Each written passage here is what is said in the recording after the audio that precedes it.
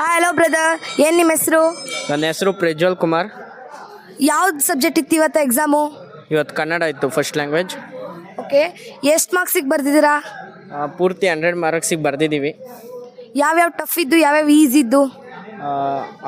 ಕೆಲವೊಂದು ಪಠ್ಯದ ಹೊರತ ಕೇಳಿದ್ರು, ಅಂದರೆ ಔಟ್ ಆಫ್ ಲೆಸನ್ ಕೇಳಿದ್ರಂಥ ಪ್ರಶ್ನೆಗಳು, ಅಂದರೆ ಲೆಸನ್ ಒಳಗಡೆ ಇರೋಂಥ ಕ್ವಶನ್ಗಳನ್ನೇ ಮಾಡಿದರು.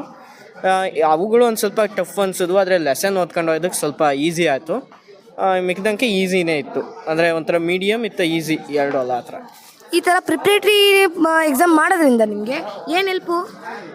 ಮೇಯ್ನ್ಲಿ ನಮಗೆ ಎಕ್ಸಾಮ್ ಅಂದರೆ ಒಂಥರ ಭಯ ಇದ್ದೇ ಇರುತ್ತೆ. ಅದ್ರಾಗೂ 10th ಬೋರ್ಡ್ ಎಕ್ಸಾಮ್ ಅಂದರೆ ಮೊದಲೇ ಭಯ ಇರುತ್ತೆ. ಒಂದು ಸ್ವಲ್ಪ ಮಟ್ಟಿಗೆ ಇದು ಕಡಿಮೆ ಆಗುತ್ತೆ, ಮತ್ತು ಒಂದು ಐಡಿಯಾ ಸಿಗುತ್ತೆ ಯಾವ ಥರ ಕ್ವಶನ್ ಕೇಳ್ಬೋದು ಅಂತ.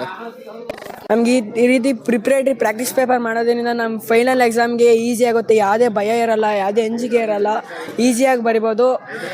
ನಾನು ಬೋರ್ಡಿಗೆ ಥ್ಯಾಂಕ್ಸ್ ಹೇಳೋಕೆ ಇಷ್ಟಪಡ್ತೀನಿ. ಓಕೆ, ನೆಕ್ಸ್ಟ್ ಎಕ್ಸಾಮ್ ಈ ವರ್ಷ ಸಂಸ್ಕೃತ ಇತ್ತು. ನೀವು ಸಂಸ್ಕೃತ ಸ್ಟೂಡೆಂಟಾ? ಹಾಂ, ಸಂಸ್ಕೃತ ಸ್ಟೂಡೆಂಟು. ಯಾವ್ಯಾವ ಕ್ವಶನ್ ಈಸಿ ಇದ್ದು, ಯಾವ್ಯಾವ ಕ್ವಶನ್ ಟಫ್ ಇದ್ದು? ಸ್ಟಾರ್ಟಿಂಗ್ ಎಲ್ಲ ಈಸಿ ಇತ್ತು, ಆಮೇಲೆ ಎಲ್ಲ ಕಷ್ಟ ಆಯಿತು. ಎಲ್ಲ ಬರ್ದಿದ್ದೀವಿ. ಓಕೆ, ಎಷ್ಟು ಮಾರ್ಕ್ಸಿಗೆ ಅಟೆಂಡ್ ಮಾಡಿದ್ದೀರಾ? ನಾವೆಲ್ಲ ಬರ್ದಿದ್ದೀವಿ. ಕೊಡೋದು ಬಿಡೋದು ಸರ್ ಕೇಳಿರುತ್ತೆ, ದೇವ್ರ ಕೇಳಿರುತ್ತೆ.